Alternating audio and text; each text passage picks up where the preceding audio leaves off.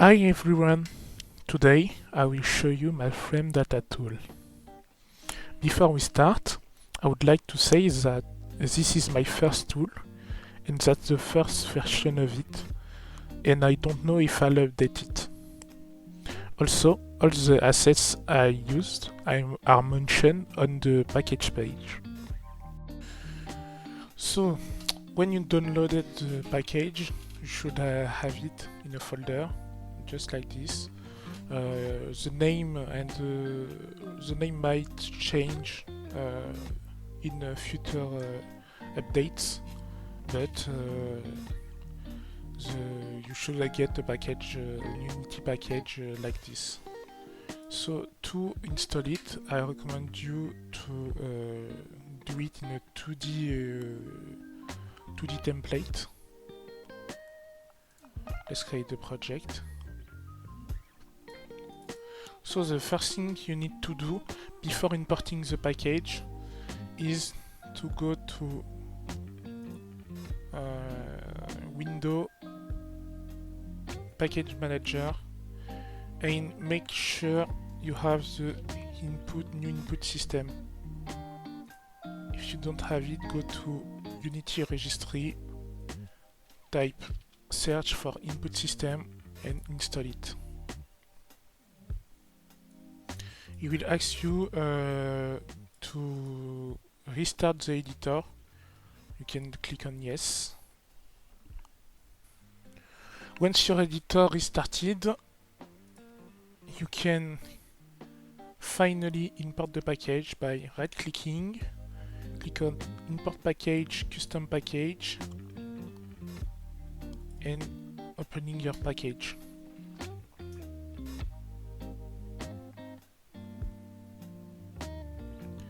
You can import all and import.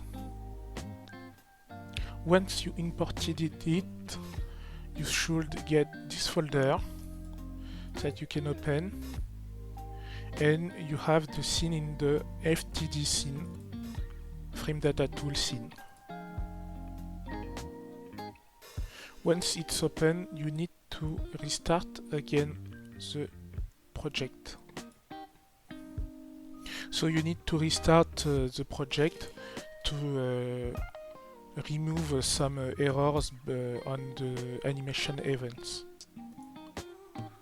And then when you click play, you have no errors.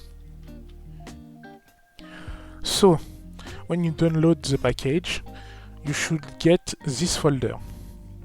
First, let's open the demo scene. Once you opened it, you should have the following object of the scene: the main camera, LD, which is the background, the ground, and the walls, the two players, the canvas, which displays the frame data, and the managers. So, when you hit play, you can use A and D to move around, and J to attack. You can attack up to 3 times. At the top of the screen, you can see the frame data. It displays the hit when you attack the other player. The project currently runs at 60 frames per second.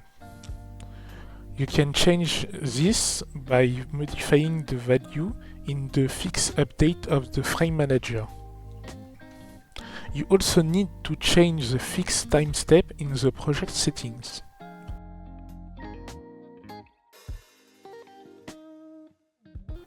And finally, don't forget to change the sample rate of your animations.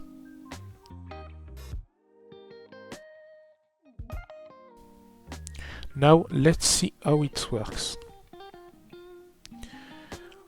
The Frame Manager handles the frame-based update and has methods to add and remove frame action data. Frame action data are structs that store data of the players on one frame. They are put together in a dictionary called Players Action Frames, which contains as keys the frame the data was collected from, and as value the frame action data. The player controller handles the inputs keyboard and controller wise. It also manages the action of the player can do, such as moving and attacking. The attack detection script checks if you hit your opponent and sets the hit player to hurt state.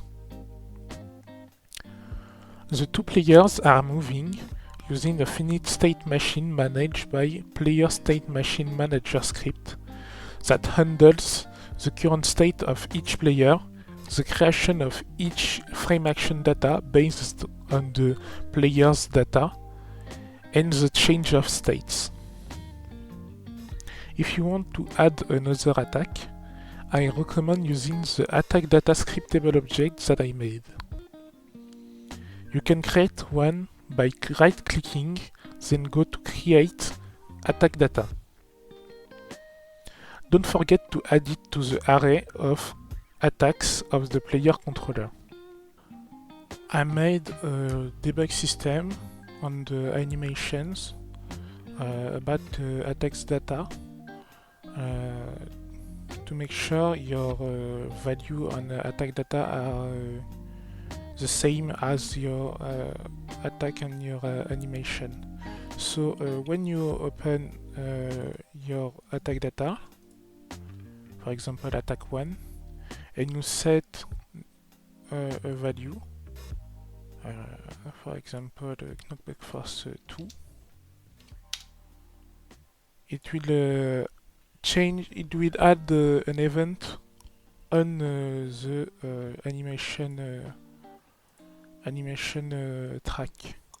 So you see you have events.